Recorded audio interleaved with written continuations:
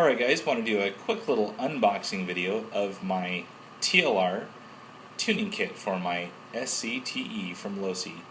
This was a kit that you can buy for several of the Losi vehicles to kind of tune them up and give them a little more spunk or beefiness to the already good construction of their vehicles. So this kit I purchased for $129, and if you get Nitro House's coupon, you can get 5% off of that, which wasn't too bad, putting it into about the $123 range. So all in all, it's pretty much price protected out there.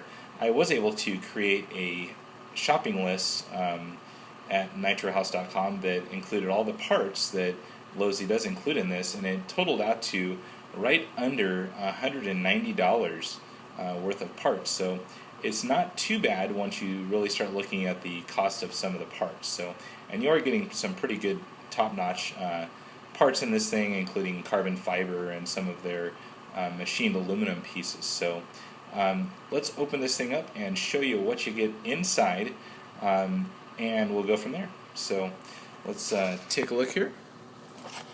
Very nice graphics on the box, must add that. And on the back, kind of some poor picture quality, but they tried to take a picture on a black background with carbon fiber, which was kind of odd, and it gives you a whole list of all the different parts that are included. So there is the model number. This is TLR 0901, the 10 SCTE tuning kit. So let's open this thing up. I did already take the cellophane wrapper off of it, so not to fumble on camera. So inside, looks like there's a couple of bags in here, so let's pull these things out. And nothing more. Nice box. We may have to keep that for some parts boxes. So it looks like they've kind of separated these two in, it looks like front and rear, which is kind of cool. And I also see instructions inside. So with the kit, you do get carbon fiber shock towers. You get the hinge pin holders with all of the little adjusters, so you can adjust, right, left, or mid. Aluminum shock caps, also the aluminum collars, and then the shock mounts, so that you're not using some weird little nut screw combination setting it off of the shock tower. So, and it does look like there's maybe some instructions inside. We'll have to take a look at that. And here's the rear. Rear includes everything the same as the front, except you also get the hub carriers for the rear in the machined aluminum from Team Losi. So not too bad. It looks like there's an R and also an L marked on there for ease of orientation.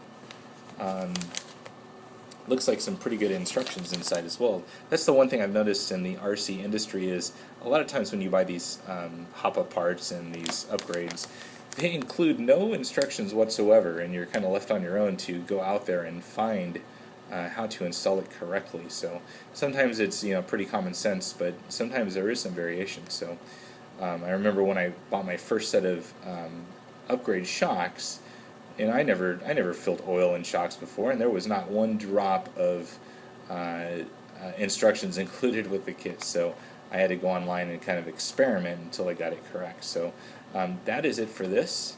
I also picked up one other thing for my Losi chassis, the TLR chassis, and this was a reader or a viewer that had suggested this to me, and I'm probably going to mispronounce his name, but Grunk Spawn, I believe, is the name out there.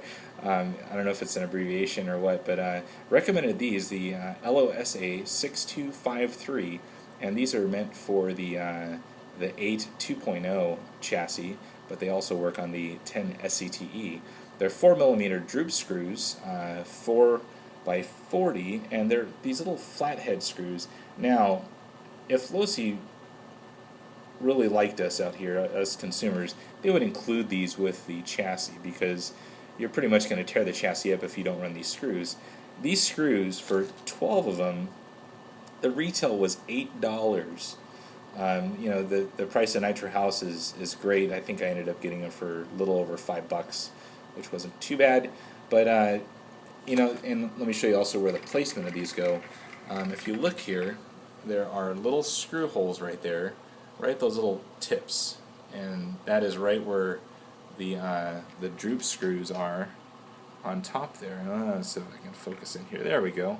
And pretty much that is going to be just nailing onto that aluminum chassis and just tearing it up. So the droop screw just sets in from the top there, and it gives that grub screw something to kind of ride on. So I'm going to have to do some adjustments there, but I plan to do that while I have the whole front and rear bulkheads torn apart, installing the tuning kit. So that's it for now, guys. If you have any questions, post them on down below.